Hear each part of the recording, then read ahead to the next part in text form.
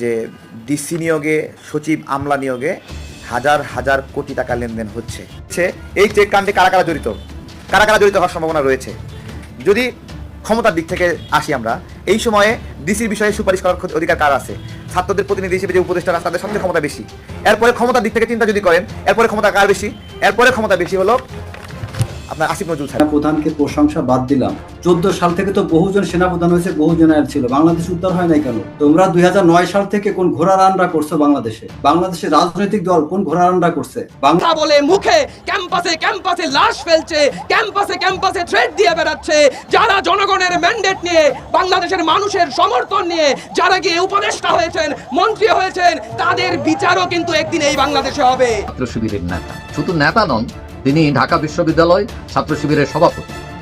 এখন এই অবস্থায় এটা তার পরিচয় প্রকাশ পাওয়ার পর এই ছাত্ররা পড়েছে বিপাকে, একটা মানে লজ্জার মধ্যে পড়ে গেছে তারা, যে তারা এতদিন বড় গলায় বলে আসছে যে না, জামাত শিবির তাদেরকে নিয়ন্ত্রণ করছে না, তাদের মধ্যে নাই, কিন্তু এখন দেখা যাচ্ছে হ্যাঁ আছে এবং ভালোভাবেই আছে। আসসালামু আলাইকুম রহমতুল্লাহ, সবাই কেমন আছেন? আশা করি সবাই অনেক অনেক ভালো এবং সুস্থ আছেন। সবাইকে স্বাগতম জানাচ্ছি আমাদের আরেক নতুন ভিডিওতে। প্রতিদিনের মতো আমি আপনাদের সিরিয়াত ফারুকি আবারও চলে আসলাম নতুন একটা ভিডিও নিয়ে। আজকের ভিডিও টাইটেল এবং থাম্বনেল দেখে ইতিমধ্যেই বুঝতে পেরেছেন আজকে কি বিষয়টা নিয়ে কথা বলবো। আজকে যে বিষয়টা নিয়ে কথা বলবো খুবই গুরুত্বপূর্ণ একটা বিষয়। তো দর্শক, ইতিমধ্যে আপনারা সবাই ভিডিওর শুরুতেই কিছু অংশ দেখেছেন ভিডিওর। একটু পর আমরা ভিডিওর বাকি অংশগুলো দেখবো। তার আগে আপনাদের ছোট একটি অনুরোধ জানিয়ে রাখতে চাই, যারা আমাদের ফারুকি অনলাইন ইউটিউব চ্যানেলটিতে এখন আছেন, প্লিজ দয়া করে আমাদের চ্যানেল সাবস্ক্রাইব করে সাথে থাকবেন। আর বেশি কথা বাড়াচ্ছি না, আমরা ভিডিওর বাকি অংশগুলো একটু দেখে আসবো। এই চেক কাণ্ডে কারা কারা জড়িত, কারা কারা জড়িত হওয়ার সম্ভাবনা রয়েছে। যদি ক্ষমতার দিক থেকে আসি আমরা, এই সময়ে ডিসির বিষয়ে সুপারিশ করার অধিকার কার আছে? ছাত্রদের প্রতিনিধি হিসেবে যে উপদেষ্টারা আছে, তাদের সবচেয়ে ক্ষমতা বেশি। এরপরে ক্ষমতার দিক থেকে চিন্তা যদি করেন, এরপরে ক্ষমতা কার বেশি? এরপরে ক্ষমতা বেশি হলো আপনার আসিফ নজরুল স্যারের, তাই নয়? তার এরপরে পাশাপাশি আর ক্ষমতা আছে কার এই ডিসি গুলো নিয়োগ দেওয়ার ক্ষেত্রে?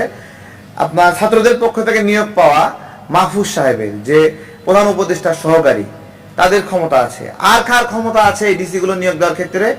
সার্জিস আলম, হাসনাত আব্দুল্লাহদের ক্ষমতা রয়েছে। তাহলে এই ক্ষমতাদের ব্যক্তিদের কাণ্ডই হলো এই চেক কাণ্ড কিনা আমি জিজ্ঞাসা করছি, তাই না? এবং এটা তো ছোট্ট একটা ঘটনা, একটা বের হয়েছে। আপনারা কি মনে করেন এই ধরনের লেনদেন কোনো পাগলেও চেকে লেনদেন করবে?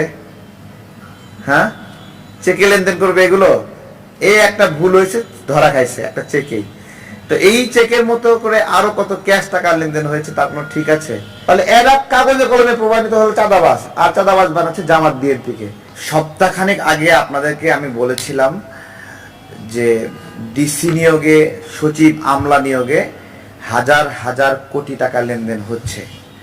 আজকে আংশিক প্রমাণ আপনারা পাইলেন যে এই চেক যেটা ভাইরাল হলো, সেখানে 3 কোটি টাকা দেখা যাচ্ছে। এই 3 কোটি টাকার মধ্যে 50 লাখ টাকা তারা কম্প্রোমাইজ করে ক্যাশ করেছে, বাকিটা ক্যাশ করতে পারে নাই। কারণ দুশ্চিন্তায় আছে এই ডিসি যারা নিয়োগ পাইছে তাদের পদ আবার উল্টাপাল্টা হয়ে যায় কেন। আমাদের যে জায়গায় শঙ্কা ছিল যে এই সরকারের আমলেও দুর্নীতি হচ্ছে কিনা, লুটপাট হচ্ছে কিনা। জাস্ট সদ্য গঠন করা একটা সরকারের প্রতিনিধিরা কিভাবে চুরিচামারি করছে আপনারা দেখছেন। আমি বলেছিলাম যে ডাকসু অফিস থেকে এখানে সমন্বয়করা বসে আছে, তারা টাকা লেনদেন করছে। আজকে এই চেকগুলো সেই দুর্নীতির একটা আংশিক, মানে এইটা সেই টাইটানিক সিনেমার বরফের মতো, যে উপরে একটু বরফ দেখা যাচ্ছে কিন্তু নিচে তার প্রায় 20 গুণ বরফ বের হয়ে আছে। তো এই সরকারের যারা দায়িত্বশীল তাদের কাদেরকে এখন পর্যন্ত গ্রেপ্তার করা হলো? আমি জানি না এখনো কাউকে গ্রেপ্তার করা হয়েছে কিনা এই ঘটনার ফলে। আমাদের প্রথম যে শঙ্কার জায়গা ছিল এই টাকা না, আমাদের শঙ্কার জায়গা ছিল যে আওয়ামী ফ্যাসিবাদের যারা দোসর, আওয়ামী পন্থী যারা ডিসি, তারা এখানে বিভিন্ন জায়গায় নিয়োগ পাচ্ছে। এইটা আমরা প্রাথমিকভাবে ভেবেছিলাম যে এরা আসলে আওয়ামী পন্থী ডিসিকে কেন নিয়োগ দিচ্ছে। তো সেই জায়গা থেকে আমাদের ফাইন্ডিংস হলো যে আওয়ামী পন্থী ডিসি গুলো এই জন্য নিয়োগ দিচ্ছে যে তারা যেন বিরোধী রাজনীতি যারা আমরা এতদিন রাজনীতিতে ছিলাম, কষ্ট করেছি, সামনে তো সেই বিরোধী শক্তি ক্ষমতায় আসার সম্ভাবনা আছে। সেই বিরোধী শক্তিকে তারা চ্যালেঞ্জ করতে চায়, বা তারা নিজেরাই রাজনৈতিকভাবে ক্ষমতায় থাকার জন্য দীর্ঘদিন ক্ষমতায় থাকতে পারবে সেজন্য আওয়ামী ডিসিদেরকে সঙ্গে নিচ্ছে, অংশীদার করছে। এই যে একটা কূটকৌশল, যে একটা বিপ্লবের পরে যারা বিপ্লবে কষ্ট করলো তাদেরকে অংশীদার না করে তারা আওয়ামী ডিসিদেরকে অংশীদার করছে, এটা কত বড় একটা ভয়ঙ্কর একটা সিদ্ধান্ত, এটা আমি আপনাদেরকে বোঝাতে পারবো না। শুধু বলি এইটা করাই হয়েছে যারা এতদিন কষ্ট করছে তাদেরকে আরো কষ্ট দেওয়ার জন্য। এটা করাই হয়েছে আওয়ামী দোসরদের সঙ্গে পাশাপাশি থেকে শক্তি অর্জন করে ক্ষমতায় থাকার জন্য। আমি এই ছেলেকে একটা প্রশ্ন করতে চাই যে সেনা প্রধানকে প্রশংসা বাদ দিলাম, 14 সাল থেকে তো বহুজন সেনা প্রধান হয়েছে, বহু জেনারেল ছিল, বাংলাদেশ উদ্ধার হয় নাই কেন? তোমরা 2009 সাল থেকে কোন ঘোড়া রান্না করছো বাংলাদেশে? বাংলাদেশের রাজনৈতিক দল কোন ঘোড়া রান্না করছে? বাংলাদেশের সরকারি ডিপার্টমেন্ট, পুলিশ, র্যাব, তোমার বিভিন্ন রাজনৈতিক দল কারা কোন ঘোড়া রান্না করছে বাংলাদেশে? সেনাপ্রধান অনেক বেশি আশঙ্কার মধ্যে ছিলেন যে কু হয় কিনা, কারণ আওয়ামী লীগের সময় যারা বিভিন্ন জেনারেল যারা তাদেরকে নিয়ে তিনি একটা কনফিডেন্সের ঘাটতি ছিল। কারণ আপনি জানেন যে এই সেনাবাহিনীতে যারা জেনারেল হয়েছে 2009 সালে যারা মেজর তারা প্রমোশন পেতে পেতে আজকে জেনারেল। তা আপনি ইউ আন্ডারস্ট্যান্ড, আপনার ফ্যামিলি মেম্বার ছিল কি পরিমাণে মানে দুধ যে ছাকনিতে সেকে না, কতটা সেকা হয়েছে যে তারা এই যে র্যাঙ্ক পেতে পেতে মেজর জেনারেল হয়েছেন। এই মানুষগুলোকে একটা কনফিডেন্সে নেওয়া ওয়াজ নট এ জোক।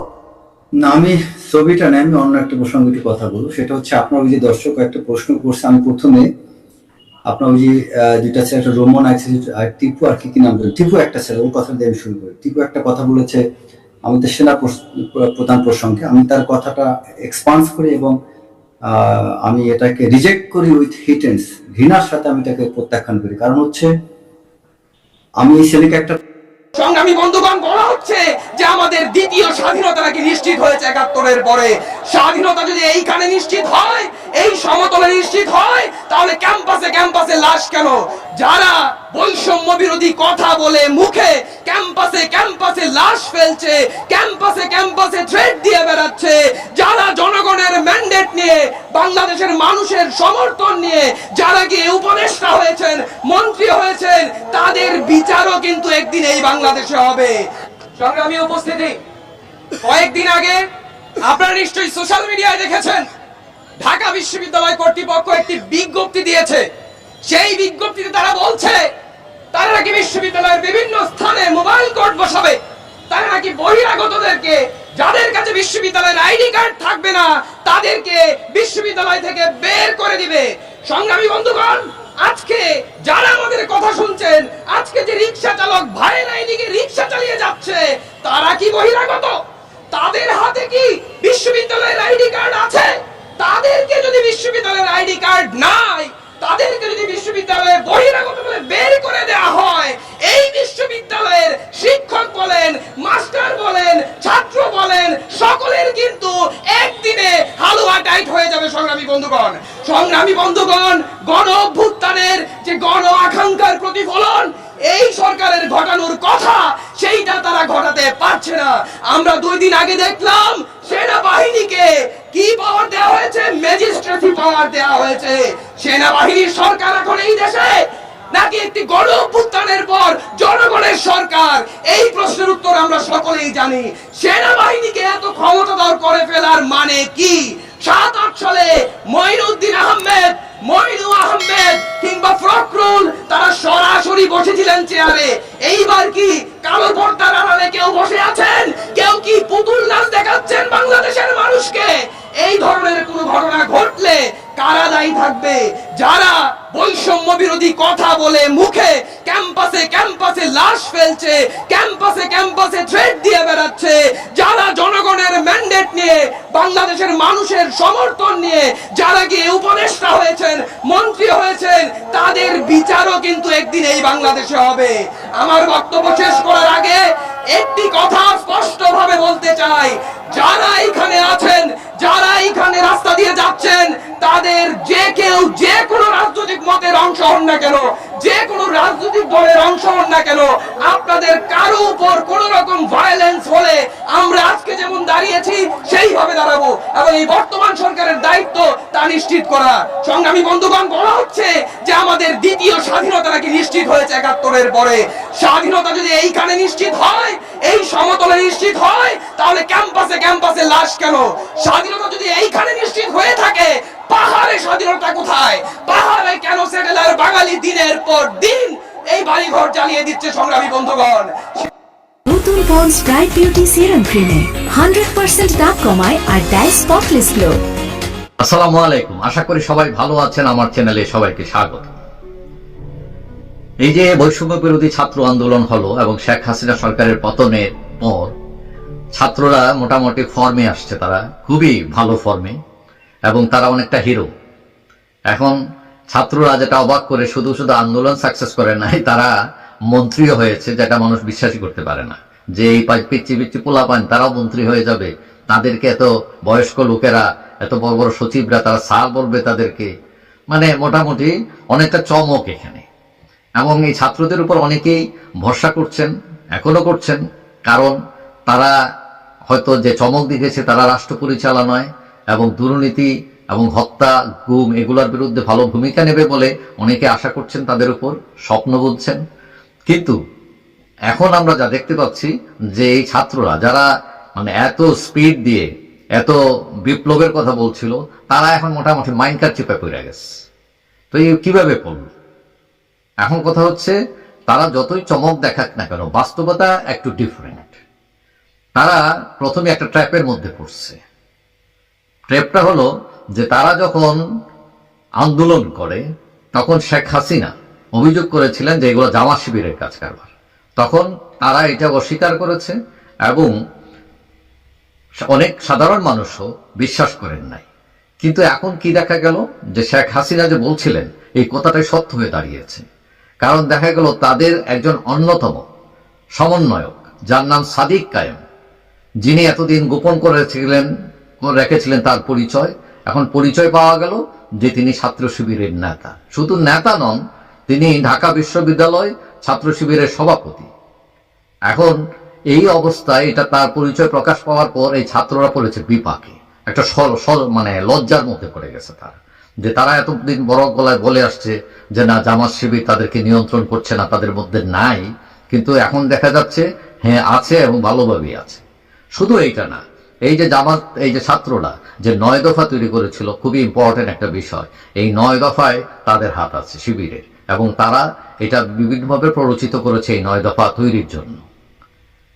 এখন তারা বেকায়দায় পড়ছে শুধু শিবির নিয়ে না, এখানে তাদের নিজেদের মধ্যে কেউ পদত্যাগ করেছেন, কাউকে বহিষ্কার করা হয়েছে হত্যার অভিযোগে, বিভিন্ন অপরাধের অভিযোগে। এইখানে একটা চাপ আছে। তারপর তারা বিভিন্ন জায়গায় যাচ্ছেন সমাবেশ করার জন্য, মিটিং করার জন্য। দেখা গেল এখানে ছাত্রদল এবং অন্যরা প্রতিবাদ করছে এবং সেখানে পুলিশ প্রহরায় তাদের যেতে হচ্ছে, কোনো জায়গায় মিটিংও করতে পারছে না তারা। তারপরেও তাদের নিজেদের মধ্যে একটা অন্তর্দ্বন্দ্ব আছে। কেউ কেউ মনে করছে যে এরা মন্ত্রী হয়ে গেছে, কেউ কেউ হালুয়া রুটি খাইতেছে, আর আমরা বসে বসে উপাস তাকায় রইতেছি, আমরাও তো কষ্ট করছি, যে আমরা কি পাইলাম। এই যে বঞ্চিততা নিয়ে তাদের মধ্যে একটা মানে বিভেদ তৈরি হচ্ছে। এখন কথা হচ্ছে, এটা ছাড়াও তারা একটা দল করবে, দল করা নিয়েও বিভেদ আছে। কেউ বলছেন করা উচিত, কেউ বলছেন করা উচিত না, করবে না। তারপরে সবচেয়ে বড় চাপ যেটা, সেটা হচ্ছে অভিভাবকদের পক্ষ থেকে।